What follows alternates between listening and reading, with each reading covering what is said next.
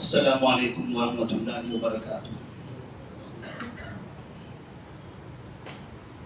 بسم اللہ الرحمن الرحیم، الحمد للہ رب العالمین، والصلاة والسلام علی رسولہ الامین وعلی آلہ وصحبہ اجمعین ومن تبعهم بإحسان إلى يوم الدین، اما بعد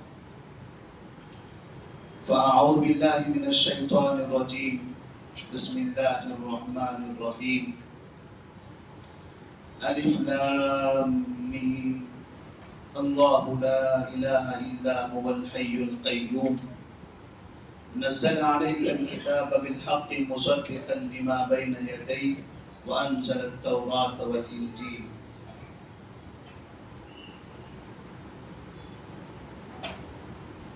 سورہ آل عمران قرآن مجید میں کتاب کی ترتیب کے اعتبار سے یہ تیسری سورہ ہے۔ سورۃ الفاتحہ، سورۃ البقرہ اور سورہ آل عمران۔ سورہ بقرہ اور سورہ آل عمران، ان دو سورتوں کا آپسی بڑا گہرا تعلق ہے، اور یہ دو سورتیں تعلق رکھتی ہیں سورہ فاتحہ سے۔ سورہ فاتحہ کی آخری جو آیت تھی، اهدنا الصراط المستقیم صراط الذین انعمت علیہم غیر المغضوب علیہم ولا الضالین، اس سورہ کے اندر جو دعا مانگی گئی تھی کہ ہمیں ایسے لوگوں کے راستے پر چلا جس پر تو نے انعام کیا ہے، اور ان لوگوں کے راستوں سے بچا لے جس پر تیرا غضب نازل ہوا اور جو گمراہ ہوئی۔ جن پر غضب نازل ہوا وہ یہود ہیں، اور جو گمراہ ہوئے وہ نصارہ ہیں۔ اور قرآن مجید کی اس سورہ کے بعد، سورہ فاتحہ کے بعد سورۃ البقرہ میں تقریباً یہود کا ذکر ہے۔ یہود جن پر اللہ تبارک و تعالیٰ نے بہت سی نعمتیں نازل فرمائی، بہت سے معجزات انہیں عطا کیے، اور اس کے باوجود وہ لوگ سرکشی کرتے رہے، اپنے انبیاء کا قتل کرتے رہے، انبیاء کی نافرمانی کرتے رہے، شرک میں مبتلا ہوئے، یہاں تک کہ انہوں نے جانور کی عبادت کرنا شروع کر دی۔ اس کے بعد سورہ آل عمران کے اندر اللہ تبارک و تعالیٰ نے نصارہ کا ذکر فرمایا ہے۔ یہود اور نصارہ میں جو بڑا فرق ہے، یہود سرکش، نافرمان، ہٹ درم قوم، اور نصارہ شکوک اور شبہات پھیلانے والی قوم۔ لوگوں کے درمیان میں اچھی نظر آتی ہے، لیکن اسلام کے بارے میں شکوک اور شبہات پیدا کر کے علم کے پیچھے یا علم کے سہارے، اس کو کہتے ہیں نالج کے سہارے۔ علم تو وہ علم ہے جس کو دین کہا جاتا ہے، تو نالج کے سہارے لوگوں کے درمیان میں شبہات پیدا کرنا اور دین سے دور کر دینا، یہ نصارہ کا کام ہے۔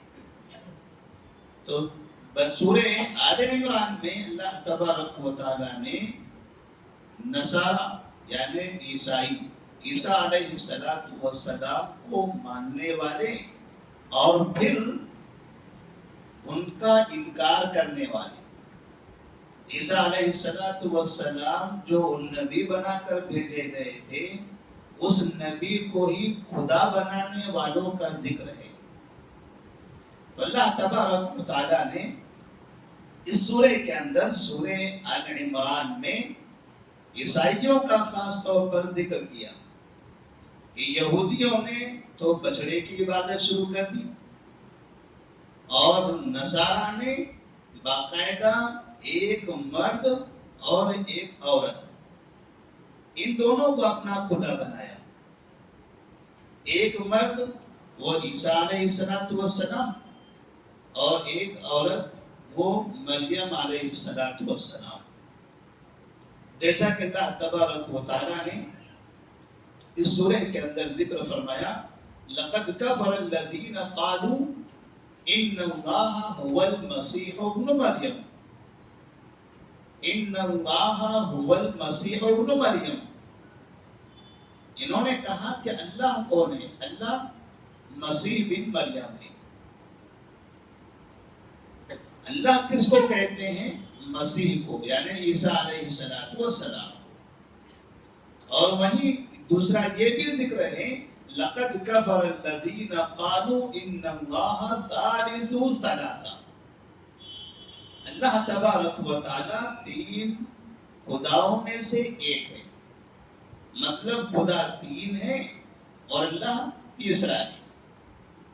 اب یہ دو کون ہیں باقی اللہ کے علاوہ؟ تو اللہ کے علاوہ باقی دو عیسیٰ علیہ السلام اور ان کی والدہ مریم علیہ السلام. سورہ آل عمران میں اللہ تبارک و تعالیٰ نے خصوصی طور پر ایک چیز کا ذکر کیا ہے، اور وہ ہے مریم علیہ السلام کی پیدائش اور عیسیٰ علیہ السلام کی پیدائش. اس سورہ کے اندر دونوں کی پیدائش کا ذکر ہے. جن کو یہ خدا مانتے ہیں ان کی یہاں پیدائش کا قصہ بیان کیا گیا ہے. اللہ تبارک و تعالیٰ نے فرمایا اذ قالت امرأة عمران رب انی نذرت لك ما في بطني محررا فتقبل مني انك انت السميع العليم. فلما وضعتها قالت رب اني وضعتها انثى والله اعلم بما وضعت وليس الذكر كالانثى واني سميتها مريم وَإِنِّي أُعِيذُهَا بِكَ وَذُرِّيَّتَهَا مِنَ الشَّيْطَانِ الرَّجِيمِ. مریم علیہ السلام کو خدا مانتے تھے. اللہ نے یہ بتایا کہ مریم علیہ السلام یہ عمران کے گھر میں پیدا ہوئی اور انہوں نے ان کا نام مریم رکھا اور انہوں نے ہی مریم کو بیت المقدس کی خدمت کے لیے وقف کر دیا. فَتَقَبَّلَهَا رَبُّهَا بِقَبُولٍ حَسَنٍ وَأَنبَتَهَا نَبَاتًا حَسَنًا وَكَفَّلَهَا زَكَرِيَّا. اور مریم کے نگران بنے زکریا علیہ السلام. تو بھلا کوئی خدا کسی عورت کے پیٹ سے پیدا کیسے ہو سکتا ہے؟ اور پھر اس کے کھانے پینے کا ذمہ دار، اس کا نگران کوئی دوسرا کوئی کیسے ہو سکتا ہے؟ تو یہاں پر زکریا علیہ السلام مریم کے ذمہ دار تھے.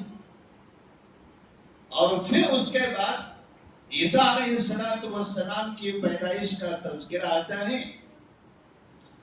اذ قالت الملائکۃ یا مریم ان اللہ یبشرک بکلمۃ منہ اسمہ المسیح عیسی ابن مریم وجیہا فی الدنیا والآخرہ ومن المقربین ویکلم الناس فی المہد وکہلا ومن الصالحین. قالت ربی انا یکون لی ولد ولم یمسسنی بشر قال كذلك الله يخلق ما يشاء. اللہ تبارک و تعالیٰ نے مریم کو ایک بیٹے کی بشارت دی. ایک بیٹا تم سے پیدا ہوگا، اس کا نام ہوگا عیسیٰ. اس کا نام عیسیٰ ہوگا. اور جب یہ بشارت انہیں ملی تو انہوں نے تعجب سے کہا کہ بھلا یہ بیٹا مجھے کیسے ہو سکتا ہے، حالانکہ میرا نکاح بھی نہیں ہوا، میرا نکاح بھی نہیں ہوا.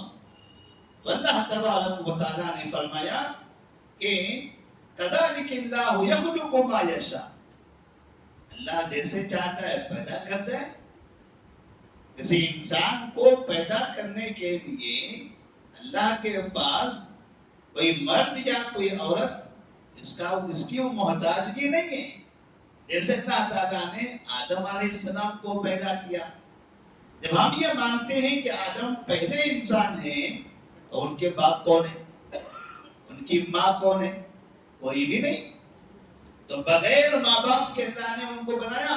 ان مثل عیسیٰ عند اللہ کمثل آدم، ان مثل عیسیٰ عند اللہ کمثل آدم خلقه من تراب ثم قال له كن فيكون.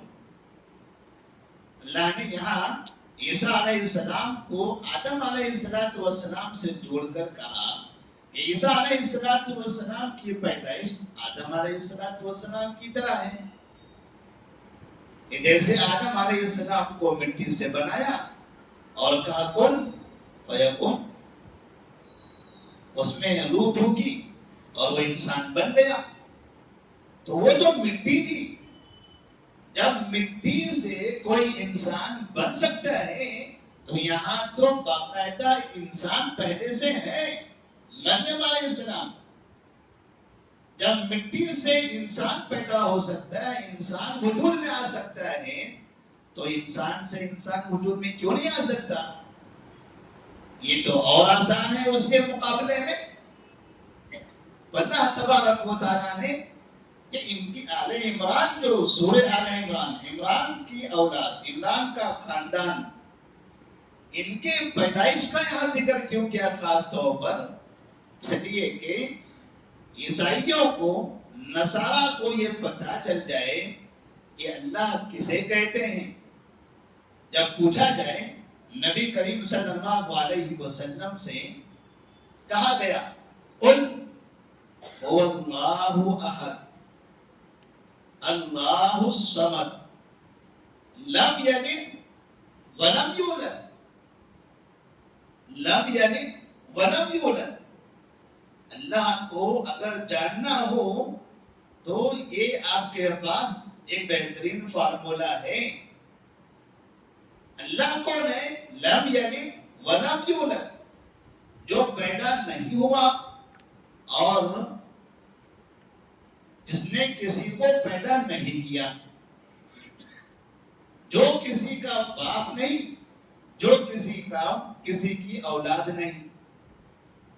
اب یہاں دیکھیے لم یلد ولم یولد، نہ ان سے کوئی پیدا ہو اور نہ وہ کسی سے پیدا ہو.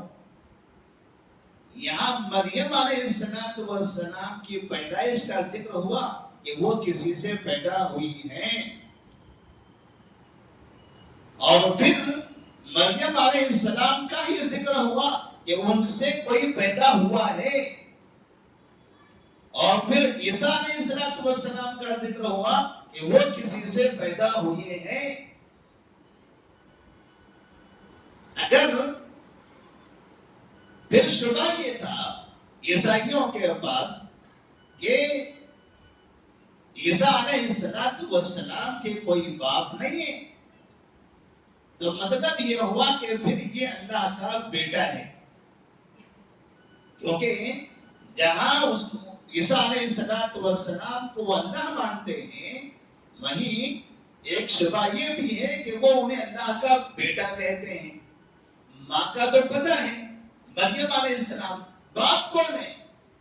تو کہتے ہیں باپ اللہ ہے اور عیسیٰ ان کے بیٹے ہیں. اور باپ کا بیٹا باپ کا وارث ہوتا ہے. باپ ساری کائنات کا مالک ہے، اس کے پاس ہر چیز کی قدرت ہے، تب بیٹا بھی اس ساری کائنات کا باپ کے بعد مالک ہوگا، اس کے پاس بھی ہر چیز کی قدرت ہوگی. تب اللہ تبارک و تعالیٰ نے کہا ان مثل عیسیٰ عند اللہ کمثل آدم. جب بغیر باپ کے عیسیٰ پیدا ہوتے ہیں تو آپ انہیں خدا کا بیٹا مانتے ہو، تو پھر آدم کو کیا کہو گے؟ کہو گے؟ وہاں تو نہ باپ ہے نہ ماں ہے، یہاں کم سے کم ماں تو ہے، وہاں ماں بھی نہیں ہے باپ بھی نہیں ہے. بتاؤ کیا آدم کو تم خدا مانتے ہو؟ نہیں مانتے. تو اس طرح سے عیسائیوں نے ایسے شبہات میں ڈالا لوگوں کو، اور عیسیٰ علیہ السلام کو خدا ماننے کی طرف لوگوں کو دعوت دی. نبی کریم صلی اللہ علیہ وسلم کا زمانہ تھا، اور نجران، جزیرے عرب میں نجران نامی ایک علاقہ ہے. آج وہ سعودی عرب کا ایک مشہور شہر مانا جاتا ہے. اس نجران کے علاقے میں عیسائی ہوا کرتے تھے، اور وہ عیسائی نبی کریم صلی اللہ علیہ وسلم کے پاس مدینہ منورہ میں آئے. نبی صلی اللہ علیہ وسلم نے مسجد نبوی میں انہیں مہمان بنا کر رکھا. 3 دن تک انہوں نے وہاں پر قیام کیا. آپ صلی اللہ علیہ وسلم انہیں سمجھاتے رہے عیسیٰ علیہ السلام کون ہیں، مریم علیہ السلام کون ہیں، زکریا علیہ السلام کون ہیں، عزیر علیہ السلام کون ہیں، اور اللہ جو مالک ارض و سما ہے یہ کون ہے، اس کا کیا مقام ہے، کہاں وہ خالق اور کہاں یہ مخلوق. مخلوق میں ان کا مقام اونچا ضرور ہے، ایک نبی ہونے کی حیثیت سے عیسیٰ علیہ السلام اللہ کے نبی ہیں. عام انسانوں کے مقابلے میں ان کا مقام اونچا ضرور ہے، لیکن اس مقام کی بھی ایک حد ہے. اتنا اونچا مقام نہیں ہے کہ وہ اللہ کے برابر پہنچ جائے. اور یہاں اللہ تبارک و تعالیٰ نے پھر کہا یا اہل الکتاب لا تغلوا فی دینکم، یا اہل الکتاب لا تغلوا فی دینکم، اے اہل کتاب دین میں غلو مت کرو، حد سے زیادہ کسی بھی چیز کو آگے مت بڑھاؤ. حکم دیا اہل کتاب کو. اہل کتاب کون ہے؟ جن کو آسمانی کتاب دی گئی. جب بھی اہل کتاب کہا جاتا ہے اس سے مراد یہود و نصارہ ہوتے ہیں. قرآن مجید آسمانی کتاب تو ہمیں بھی ملی ہے، یہاں اشارہ دوسروں کے لیے بھی ہے. جہاں انہوں نے وہ کام کیا، ان کے اس حرکت پر اللہ تبارک و تعالیٰ نے انہیں نصیحت کر دی کہ کسی نبی کو یا نبی کی ماں کو یا کسی اور انسان کو آپ اللہ کے برابر نہ بناؤ. وہیں امت محمدیہ کو بھی یہ نصیحت کر دی کہ آپ بھی نبی کو یا کسی ولی کو اللہ کے مقام تک نہ پہنچاؤ. ایاکم والغلو فإنما أهلك من كان قبلكم الغلو في الدين. لوگوں غلو سے بچو، غلو سے بچو، حد سے زیادہ تجاوز کرنے سے بچو، کسی کی محبت میں اندھے ہو جانے سے بچو، کسی کی محبت میں حد سے آگے بڑھ جانے سے بچو، کیونکہ یہ غلو اس نے سابقہ قوموں کو برباد کر دیا. اب یہاں امت محمدیہ میں دیکھیں تو ہمیں پتہ چلے گا کہ اس امت کے اندر بھی بہت سے لوگ ایسے ہیں جو نبی صلی اللہ علیہ وسلم کو اللہ کے قائم مقام بنا دیتے، اللہ کے برابر بنا دیتے. بلکہ بعض لوگ تو ایسے بھی ہیں جو اللہ سے اونچا بتاتے ہیں. ہو سکتا ہے آپ لوگوں نے وہ درس سنا ہو یا نہ سنا ہو. ہم نے سنا ہے پڑوسی ملک کے ایک عالم کی زبانی، یوٹیوب پر آپ کبھی جا کر دیکھ سکتے ہیں، سینکڑوں کا مجمع ہے، اور ایک نصیحت کرنے والا، تقریر کرنے والا یہ کہہ رہا ہے لوگوں سے کہ تم نے علی کو پہلا خلیفہ مانا، میں اس سے خوش نہیں ہوں. کیونکہ دشمنان صحابہ جن کو روافض اور شیعہ کہا جاتا ہے وہ علی رضی اللہ تعالیٰ عنہ کے بارے میں بہت غلو کرتے ہیں. تو غلو کی ایک حد یہ بھی ہے کہ علی رضی اللہ تعالیٰ عنہ کو بجائے چوتھا خلیفہ ماننے کے پہلا مانتے ہیں. علی کا پہلا نمبر گانا بھی بنا دیا لوگوں نے اور بچہ بچہ گلی گلی میں بولا جا رہا ہے. ایک زمانہ تھا اس کا جب لوگ بولتے تھے، اب وہ ناپید ہے مگر لوگوں کے ذہن اور دماغ میں موجود ہیں. انہوں نے کہا کہ اب آپ پہلا نمبر ان کا رکھتے ہو، میں اس سے خوش نہیں ہوں. اس کائنات کا خالق اگر کوئی ہے تو وہ کہتا ہے علی ہے. آسمان کس نے بنایا؟ علی نے. زمین کس نے بنائی؟ علی نے. اور کہا اگر کوئی اتنا مانتا ہے تو میں اس سے بھی خوش نہیں ہوں. اور پھر آگے کہتا ہے اگر میں یہ کہوں کہ اللہ کو کس نے بنایا تو کہوں گا علی نے. اب سامنے کا جو مجمع ہے وہ ایک ساتھ پھر نعرے حیدری کہہ کر آواز لگاتے ہیں اور اس آدمی کا نام لے کر بھی تکبیر اور نعرے اس طرح سے خوشیوں کا اظہار کرتے ہیں. یہ ایسی قوم ابھی بھی اس دھرتی پر موجود ہے. کوئی علی کو، کوئی حسین کو، کوئی اجمیری کو، کوئی امام ابو حنیفہ کو اور کوئی الگ الگ ولیوں کو. جس کو محبت ہے اسے وہ اپنی محبت میں حد سے آگے بڑھا دینا چاہتا ہے. حتیٰ کہ مقلدین نے، چار امام کے ماننے والوں نے اپنے امام ابو حنیفہ رحمہ اللہ کو بھی نبی کے قائم مقام بنا دیا کہ نبی پرانے زمانے کے تھے، انہوں نے ساری شریعت نہیں بتائی، ہمارے امام نے سارے مسئلے بتا دیے، اسی لیے ہم حنفی ہیں. اور یہ بات ابھی قریب میں اتفاق سے یہ کہنے والا بھی پڑوسی ملک کا ہے. اور علماء دیوبند کا بہت چہیتا بھی ہے، جن سے بہت محبت کرتے ہیں علماء دیوبند، اس نے یہ بات کہی. نہ نبی نے ساری باتیں بتائی، نہ ابوبکر، نہ عمر، نہ عثمان والی. اگر سارے مسائل اگر کسی کے پاس ہیں تو وہ ہمارے امام ابو حنیفہ رحمہ اللہ کے پاس ہیں، اس لیے ہم اپنے آپ کو حنفی کہتے ہیں. یہ بھی غلو ہے.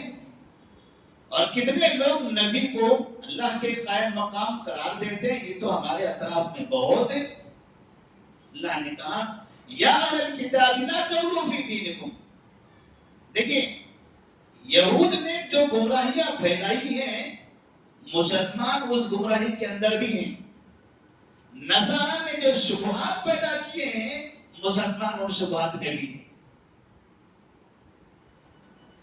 نصارہ نے جو شبہات پیدا کیے، عیسیٰ علیہ السلام بغیر باپ کے پیدا ہوئے، وہ اللہ کے بیٹے بنا دیا انہوں نے. اور پھر اس کے بعد کہاں ہے؟ وہ آسمان پر ہے، وہاں سے ساری کائنات چلا رہے ہیں. انہیں بیٹا گیا اپنے باپ کے پاس اور باپ اور بیٹے مل کر یہ کائنات چلا رہے ہیں. اس طرح سے ان کے وہ شبہات ہیں. اور یہ شبہات، عیسائیوں کے یہ شبہات آج تقریباً مسلمانوں کے اندر موجود ہیں، سوائے ایک جماعت کی. سوائے ایک جماعت کے، اوپر سے لے کر نیچے تک، اس جماعت کے سب سے اونچے عالم سے لے کر سب سے نچلے آدمی تک، کہیں بھی اگر آپ دیکھو گے، ایک آدمی کو بھی آپ تلاش کرو گے غلو کے فتنے میں مبتلا تو آپ کو نہیں ملے گا. اور وہ جماعت اہل حدیث. ان کے علاوہ جتنی جماعتیں ہیں، اگر پورے میں صحیح کچھ نہ کچھ اس کے اندر ایسے نمونے ہیں جو یہ برائی میں مبتلا ہے. جس برائی کے اندر مبتلا ہیں پہلے بھی تھے اور آج بھی کہیں نہ کہیں سے اس طرح کی آوازیں آتی رہتی ہیں. تو امام کو نبی کے مقام تک لے آنا یا امام کو اللہ کے مقام تک لے جانا یہ غلو ہے، اور اسی غلو سے سورہ آل عمران میں خاص طور پر منع کیا گیا ہے. اور دوسری بات، سورہ آل عمران اور سورۃ البقرہ، سورۃ البقرہ کو جب ہم پڑھتے ہیں تو اس میں ہمیں تقریباً احکامات ملتے ہیں، نماز کے، روزے کے، زکوٰۃ کے، حج کے، نکاح کے، طلاق کے، حدود اور قصاص کے، سفر کے، مسافرین کے، ایسے صدقہ و خیرات کے، یہ اس طرح کے قرض کے، کل کے درس میں ہم نے قرض کا بھی ذکر کیا تھا، لین دین کے، تجارت کے، مالی معاملات کے، رشتہ داریوں کے، یہ سارے مسائل ملتے ہیں کہ یہ ایک منہج ہے انسان کا، اللہ تبارک و تعالیٰ کی طرف سے نازل کردہ، جس منہج پر انسان کو چلنا ہے. تو وہ سارا منہج وہاں بتا دیا گیا، وہ طور طریقے وہاں بتا دیے گئے، اور پھر سورہ آل عمران میں باقاعدہ تاکید کی گئی کہ جو منہج آپ کو بتایا گیا ہے، جو راستہ بتایا گیا ہے، اب یہاں آپ پریکٹیکلی طور پر، عملی طور پر اس راستے پر چلنے کی مشق کرو. اس سے ادھر ادھر بھاگنا نہیں ہے، کسی کے شبہات میں آنا نہیں ہے، کسی کے بہکاوے میں جانا نہیں ہے، وہ راستہ چھوڑ کر دوسرے راستے پر چلنا نہیں ہے. ایک سیدھا راستہ ہے، آپ کو بتا دیا گیا، اہدنا الصراط المستقیم صراط الذین انعمت علیہم. انبیاء کا راستہ ہے وہ، انعمت علیہم والا راستہ، جن پر تو نے انعام کیا، وہ انبیاء کا راستہ بتا دیا گیا اور کہہ دیا گیا کہ اب اس راستے پر چلیے. اب اللہ تبارک و تعالیٰ نے اس سورہ کے اندر، سورہ آل عمران میں، اس منہج پر قائم رہنے کے 5 طریقے بتائے. سورۃ البقرہ میں جو منہج، جو طریقہ ہمیں دیا گیا، جو عبادتیں، جو ذکر و اذکار، جو طور طریقے، جو معاملات، جو تجارت کے طریقے، جو گھریلو مسائل سب سکھائے گئے ہیں، اس پر چلنے کے، ثابت قدم رہنے کے 5 اصول اور ضابطے دیے گئے ہیں. ان 5 طریقوں سے آپ ان سب پر باقی رہ سکتے ہیں. کیونکہ ایک ہوتا ہے آدمی کے پاس علم کا آ جانا، اور دوسرا ہوتا ہے اب اس علم کے مطابق زندگی گزارنا. ہمیں سورۃ البقرہ میں علم حاصل ہوا، مسائل کیا کیا ہیں، اب اس پر ہمیں قائم رہنا ہے. تو قائم رہنے کے لیے کون سے طریقے اپنانا چاہیے؟ نمبر 1، سب سے پہلا طریقہ ہے اللہ سے دعا کرنا، اور وہ دعا ہمیں سکھائی گئی ہے پہلی سورہ میں، اہدنا الصراط المستقیم صراط الذین انعمت علیہم غیر المغضوب علیہم ولا الضالین. ایسے ہی جب سورۃ البقرہ ختم ہوتی ہے، یہاں بھی ہمیں دعا سکھائی گئی کہ ربنا لا تؤاخذنا ان نسینا او اخطأنا ربنا ولا تحمل علينا إصرا كما حملته على الذين من قبلنا ربنا ولا تحملنا ما لا طاقة لنا به واعف عنا واغفر لنا وارحمنا أنت مولانا فانصرنا على القوم الكافرين. ہم سے کچھ غلطی ہو جائے، بھول چک ہو جائے، اللہ معاف کر دے، ہم پر رحم کرنا، ہماری غلطیوں کو معاف کرتے رہنا، ہماری توبہ قبول کر لینا. اور مسائل تو ہم نے پڑھ لیا ہے، بہت سے مسائل ہیں، لیکن اے اللہ جتنی ہمارے اندر استطاعت ہے، طاقت ہے، قوت ہے، قدرت ہے، ہم ہمیشہ تیری عبادت کرتے رہیں گے. اتق اللہ حیث ما کنت، یا فاتقوا اللہ ما استطعتم، فاتقوا اللہ ما استطعتم. جتنی قوت ہے اس قوت کے ساتھ ہم تیری عبادت کرتے رہیں گے، تیرے احکامات پر چلتے رہیں گے. پھر بھی اگر کچھ ہو جائے تو اللہ تو معاف کر دینا. سورہ بقرہ جب ختم ہو رہی ہے دعا سے، سورہ فاتحہ ختم ہو رہی ہے دعا سے، ہدایت دے، اور پھر جب ہدایت مل گئی، وہ ہدایت کیا ہے؟ ہدی للمتقین، ذالک الکتاب لا ریب فیہ ہدی للمتقین۔ وہ ہدایت کیا ہے؟ قرآن مجید، قرآن مجید ہدایت ہے۔ اب وہ جو ہدایت ہم کو ملی ہے، اللہ تو اس پر عمل کی توفیق دے، اور غلطی ہو جائے تو معاف کر دے۔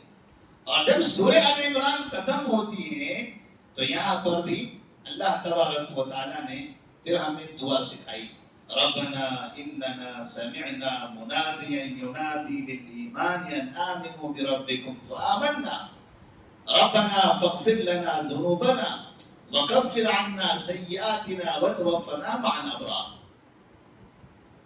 یہاں بھی ہمیں دعا سکھائی، اے اللہ ہم نے سن لیا، ہم نے سنا جو نبی نے پیغام ہمیں دیا، اس قرآن نے جو ہمیں پیغام ملا ہے، ہم نے سن لیا اور ایمان لیا ہے۔ سنا اور ایمان لایا، سننے کے بعد غور و فکر نہیں، سننا ہے عمل کرنا ہے سیدھے۔ کیوں کہا نبی نے، کیسے کہا، کیا وجہ سے کہا، اس میں کیا حکمت ہے، کیا وجہ ہو سکتی ہے، کیا سبب ہو سکتا ہے۔ نہ وجہ دیکھنی ہے، نہ سبب دیکھنا ہے، نہ آپ کو حکمت تلاش کرنی ہے، سننا ہے اور عمل شروع کر دینا ہے۔ یہ ہے اطاعت، یہ اطاعت ہے۔ اور پھر اگر غلطی ہو جائے فاغفر لنا ذنوبنا وکفر عنا سیئاتنا وتوفنا مع الابرار۔ اور بالکل آخری جو آیت ہے اس میں سورہ آل عمران میں، اللہ یا ایھا الذین آمنوا اصبروا وصابروا ورابطوا واتقوا اللہ لعلکم تفلحون۔ اے مومنو صبر کرو، صبر کرو، اطاعت کرنے پر صبر کرنا ہے۔ اطاعت پر صبر یعنی جو احکامات صادر کیے گئے ہیں ان احکامات پر عمل کرتے کرتے آپ کو تکلیف ہو، صبر کر لو۔ فجر میں اٹھنے تکلیف ہو رہی ہے، صبر کر لو۔ نیند سے بیدار ہو کر وضو کرنے میں تکلیف ہوتی ہے، صبر کر لو۔ دکان بند کر کے مغرب میں مسجد میں آنے میں تکلیف ہوتی ہے، صبر کر لو۔ یہ جو احکامات بتائے گئے اس پر صبر کرنا ضروری ہے۔ وصابروا، اور صرف صبر خود نہیں کرنا ہے، اوروں کو بھی صبر کراتے رہنا ہے۔ یعنی خود بھی صبر کرنا ہے اور لوگوں سے کہنا آپ بھی چلو، چلو تھوڑا سا آپ کو پریشانی ہوگی، تھوڑی مشکل پیش آئے گی، تھوڑا نقصان ہو سکتا ہے، مگر چلو چلو اللہ کی عبادت کرتے۔ لگتا ہے کہ تھوڑی سی پریشانی ہوگی، حلال نہیں ملا، حرام راستے بہت کھلے ہوئے ہیں، چھوڑ دو حرام راستہ، کچھ دن تک پریشانی ہوگی، اللہ تبارک و تعالیٰ پھر کہیں نہ کہیں آپ کو حلال راستہ دے دے گا۔ صبر کرو، حرام سے بچنے میں بھی صبر کرنا ہے۔ حرام سے آپ دور بھاگو گے تو بھی آپ کو تکلیف ہوگی، کیونکہ آپ نے بڑا کاروبار شروع کیا ہوا ہے اور پتہ چلا کسی دن یہ سب کاروبار تو حرام کا ہے، اب یہ کیسے ختم کروں، کیسے اس سے کنارہ کشی اختیار کروں، پھر میرے گھر کا کیا ہوگا، میرے بچوں کا کیا ہوگا، یہ جو دولت ہے، یہ جو عیش و آرام کی زندگی، اس کا کیا ہوگا، سب ختم ہو جائے گا۔ صبر کر لو، ختم کر دو ان چیزوں کو، صبر کرو کچھ دن تک، بس جو چند دنوں کے بعد پھر دیکھیے اللہ تبارک و تعالیٰ اس صبر پر آپ کو کیسا بہترین بدلہ دیتا ہے۔ وَمَن يَتَّقِ اللَّهَ يَجْعَل لَّهُ مَخْرَجًا وَيَرْزُقْهُ مِنْ حَيْثُ لَا يَحْتَسِبُ۔ جو اللہ سے ڈرتا ہے اللہ تبارک و تعالیٰ اس کے لیے دوسرے راستے نکال دیتا ہے، نکلنے کے راستے بناتا ہے۔ وَيَرْزُقْهُ مِنْ حَيْثُ لَا يَحْتَسِبُ۔ تقویٰ اختیار کرنے والے کو اللہ روزی کہاں سے دیتا ہے پتہ بھی نہیں چلتا۔ ہم نے کچھ دنوں پہلے ایک جلسے میں ایک واقعہ سنایا تھا، ایم ڈی لائن میں جو پروگرام ہو رہا تھا اس میں ہم نے ایک واقعہ سنایا تھا، ایک مسابقے کا، کمپٹیشن کا، کسی چیز علمی مسابقہ تھا، دینیات کا مسابقہ تھا، اور یہ ملیشیا کے اندر ایسے لوگوں کو کچھ ایسی کتابیں دی گئی تھی کہ آپ یہ پڑھیے اور اس کے بعد پھر آپ کا امتحان ہوگا، اور اس امتحان میں جو شخص فرسٹ نمبر آ جائے تو اس کو اتنا انعام ملے گا۔ لوگوں نے تیاری کی. جیسے اسٹوڈنٹس ہوتے ہیں جن کو انعام کے بارے میں اور مسابقے کے بارے میں معلوم ہوتا ہے، پھر وہ کتاب لیتے ہیں، محنت کرتے ہیں، تیاری کرتے ہیں، اور جہاں سینٹر آتا ہے وہاں جاتے ہیں امتحان دینے کے لیے. امتحان کے لیے بڑا سا اسٹیج بنا ہوا تھا، لوگوں کی بھیڑ تھی، اور جو مسابقے میں حصہ لیے ہوئے تھے ان سب کو اسٹیج پر بلایا جا رہا تھا، اور جو حکم صاحبان ہیں، سوال کرنے والے، وہ بیٹھے ہوئے تھے، وہ سوال کرتے تھے، جواب دیتے تھے. یہ سلسلہ چل رہا تھا. اس درمیان میں ایک اسٹوڈنٹ کو بلایا گیا، اور وہ لیڈی تھی، ایک خاتون تھی. وہ آئی اسٹیج پر. اب حکم کو سوال کرنا تھا، ممتحنین کو سوال کرنا، سوال کریں گے، یہ جواب دیں گے. مقابلے میں اگر نمبر آیا تو آئے گا، نہیں تو نہیں.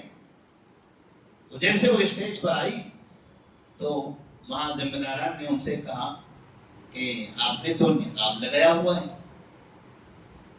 چہرہ کھولو، ہٹائیے نقاب. یہ انہوں نے کہا کیا اس کے بغیر ہم مسابقے میں حصہ دار نہیں بن سکتے؟ آپ سوال کیجیے، ہم جواب دیتے ہیں. ہمارا آئی ڈی دیکھ لیجیے، ہم ہی ہیں، کوئی دوسرے نہیں ہیں. سب مسلمان تھے، ایک بھی غیر مسلم نہیں تھا. منتظمین بھی مسلمان تھے. انہوں نے کہا کہ اگر ایسے ہی امتحان لیں تو بہتر ہے. ذمہ داران نے کہا نہیں، ہمارا سسٹم ہے کہ یہاں جو آئے گا وہ چہرہ کھول کر بیٹھے گا. اب وہ خاتون پریشان ہو گئی. ماں باپ کی تربیت کا اثر یہاں دکھتا ہے. علم وہ ہے جو انسان کو عامل بنائے. علم وہ ہے جو انسان کو عامل بنائے. علم وہ نہیں ہے جو انسان کے پاس علم کا ذخیرہ بنا کے چھوڑ دے. گودام میں رکھنا ہے ہمارے پاس، ہم کو عمل کرنے والا بننا ہے. منتظمین نے کہا چہرہ کھولنا ہے. اس خاتون نے سوچا چہرہ کھولیں گے، علمی مسابقہ ہے، دینی مسابقہ ہے. اگر دینی مسابقے میں حصہ لیتے ہوئے چہرہ کھولنا پڑے، وہ دینی مسابقے کا مطلب کیا ہوا؟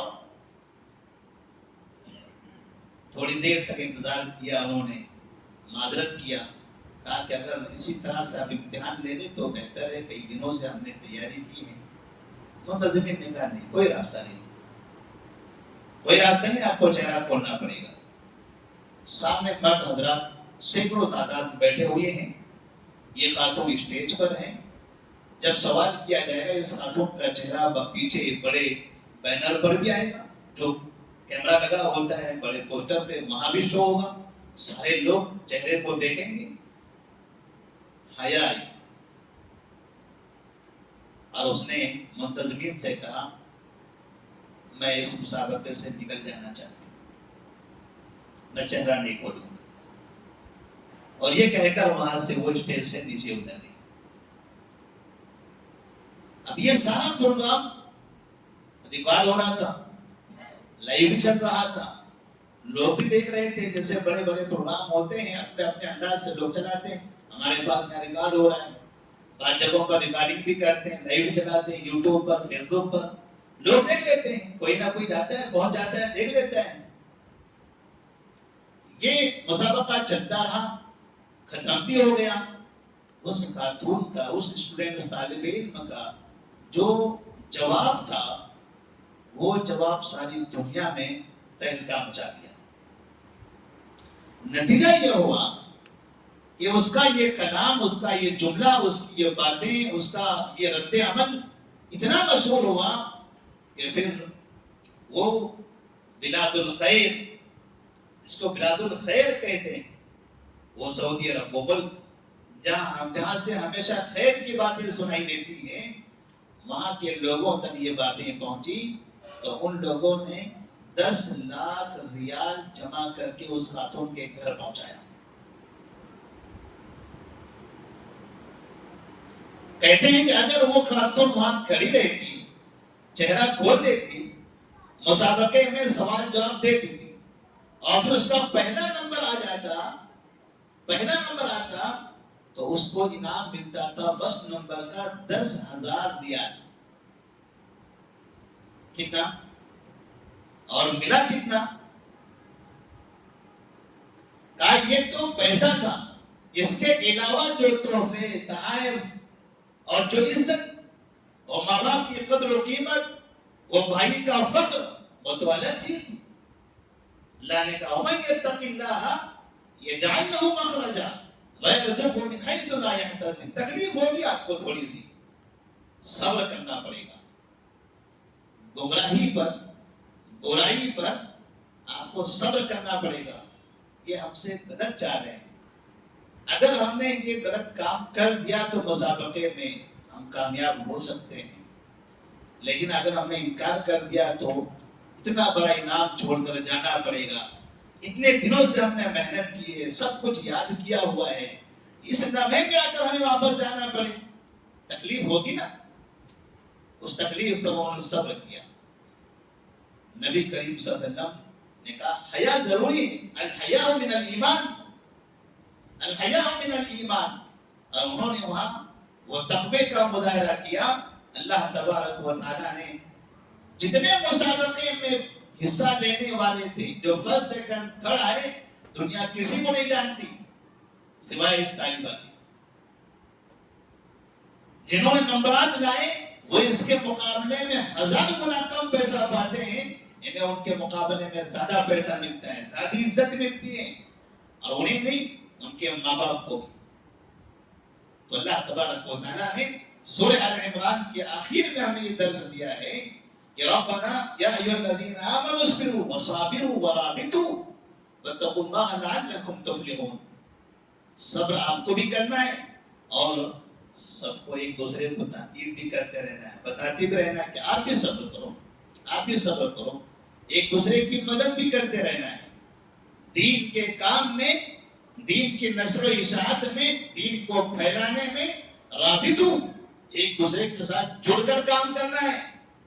آپ کام کر رہے ہو، ہم آپ کی ٹانگ کھینچیں، میں کام کر رہا ہوں، آپ میری ٹانگ کھینچتے رہو، یہی چلتا رہے گا، تب کام کیسے ہوگا؟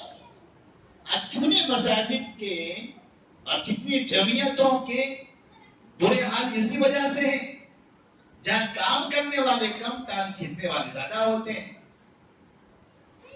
اللہ نے کہا بھی تو کوئی خیر کا کام کر رہا ہے تو آئیے آپ کی مدد کیجیے، آئیے آپ مدد کیجیے، آپ اس کی مدد کیجیے اور آگے بڑھائیے، مل جل کر کام کیجیے۔ خیر کا کام مل جل کر کرو گے تب کامیابی ملے گی۔ ایسے ہی اگر اسلامی مملکت ہے، اسلامی ملک ہے، اس کی حفاظت کرنا ہے، سب کو مل کر کرنا پڑے گا۔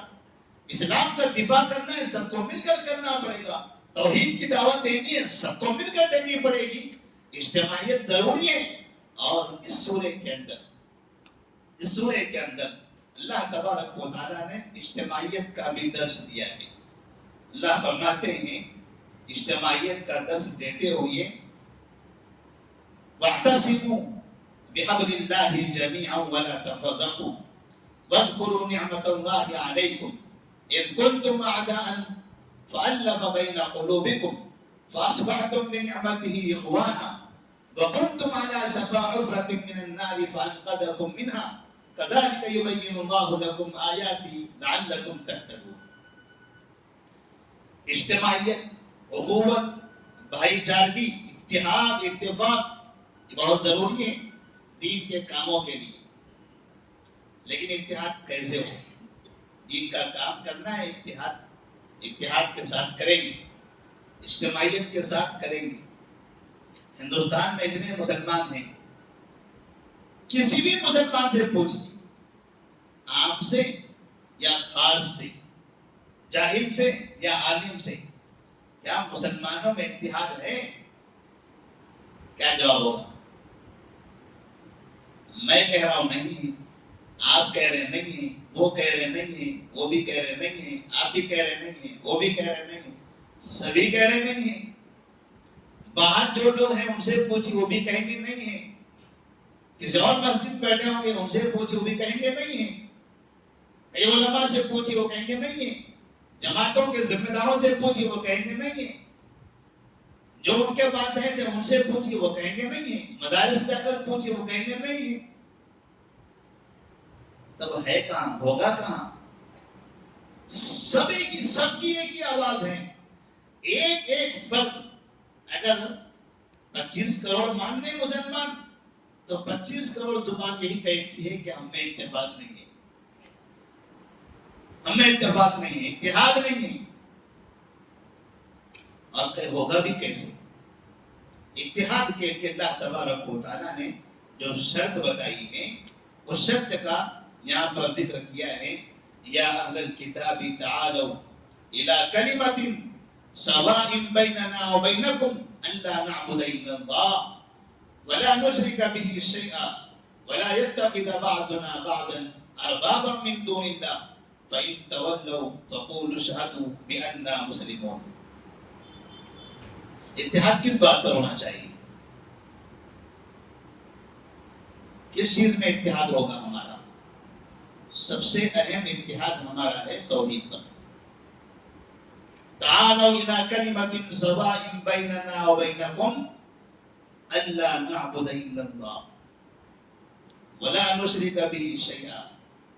ہم اللہ ہی کی عبادت کریں گے، اتنا کافی نہیں ہے، کسی اور کو شریک بھی نہیں کریں گے. کتنے لوگ ہیں اللہ کی عبادت تو کرتے ہیں پھر کسی کو شریک بھی کرتے ہیں. وَلَا يَتَّخِذَ بَعْضُنَا بَعْضًا أَرْبَابًا مِّن دُونِ اللَّهِ. ایک اور چیز بھی ضروری ہے، وہ یہ ہے کہ آپ آپس میں اپنے اپنے محبوب کو رب نہ بنائیں، نہیں بنائیں گے. کوئی حنفی ہے تو امام ابو حنیفہ کو رب بناتا ہے، مالکی ہے تو امام مالک کو رب بنایا ہوا ہے، رضوی ہے تو احمد رضا کو رب بنایا ہوا ہے. جس کو دیکھو وہ اپنے امام کو رب بنا کے رکھا ہوا ہے. رب بھلا یہ لوگ کہاں رب ہے؟ یہ تو امام ہے نا، ان کو تو امام کہا جاتا ہے. وہ لوگ بھی کہتے ہیں یہ امام ہے، رب کہاں سے ہوئی؟ رب ہوئے. وَلَا يَتَّخِذَ بَعْضُنَا بَعْضًا أَرْبَابًا مِّن دُونِ اللَّهِ. اگر آپ ان کے ہر فرمان کو نبی کے فرمان کی طرح مانتے ہو، رب کے فرمان کی طرح مانتے ہو، ایسی صورت میں گویا کہ تم نے ان کو رب بنایا ہوا ہے. انہوں نے جس چیز کو حلال کیا اسی کو حلال مانتے ہو، انہوں نے جسے حرام بتایا اسے حرام مانتے ہو، تب ایسی صورت میں یہی رب بنانا ہوا. لہذا اتحاد اگر ہو ہمارا تو اتحاد ان چیزوں پر ہو سکتا ہے. اتحاد کے لیے ایک ہی پلیٹ فارم ہے اور وہ ہے توحید. توحید پر ہی دنیا کا اتحاد ہو سکتا ہے. کسی پر ہم بھی متحد ہو سکتے ہیں. ایک متحد یعنی ایک موحد توحید پر چلنے والا اگر دیگر کچھ مسائل میں اختلاف کرتا ہے تو وہ اختلاف ہماری پریشانی کا باعث نہیں ہے. ایسے میں اگر آپ سے اختلاف کرتا ہوں، آپ بھی موحد ہیں میں بھی موحد ہوں، میرا آپ سے اختلاف ہے کسی مسئلے کو لے کر، کسی کرسی کو لے کر، کسی منصب کو لے کر، کسی زمین کو لے کر یا دنیا کی کسی اور چیز کو لے کر، تو یہ اختلاف ہمارے لیے زیادہ نقصان دہ نہیں ہوگا. اگر ہمارا اختلاف توحید کو لے کر ہو تب تو یہ ایمان اور کفر کا مسئلہ ہوگا، زندگی اور آخرت کی تباہی کا مسئلہ ہوگا. کیونکہ ایک آدمی توحید کو مانے اور دوسرا شرک کو مانے تو یہ اختلاف قابل قبول نہیں. اللہ تبارک و تعالیٰ نے اس سورہ کے اندر ہمیں اس بات کا بھی حکم دیا ہے. اللہ سے ہم دعا کرتے ہیں کہ اللہ تبارک و تعالیٰ ہم تمام کو توحید پر متحد فرمائے اور سب مل کر اتحاد کے ساتھ توحید کی دعوت کو اور مضبوطی کے ساتھ عام کرنے کی توفیق عطا فرمائے. اللہ کا پیغام، نبی کا پیغام، اللہ کی وحدانیت اور نبی کی رسالت کا پیغام، یہ چیز دنیا میں عام ہونی چاہیے. ہمارے اطراف کے لوگوں کے درمیان اس کو پھیلانا چاہیے. یہ سب کی ذمہ داری ہے. اللہ تبارک و تعالی ہم سب کو اس کی توفیق دے. السلام علیکم ورحمۃ اللہ وبرکاتہ.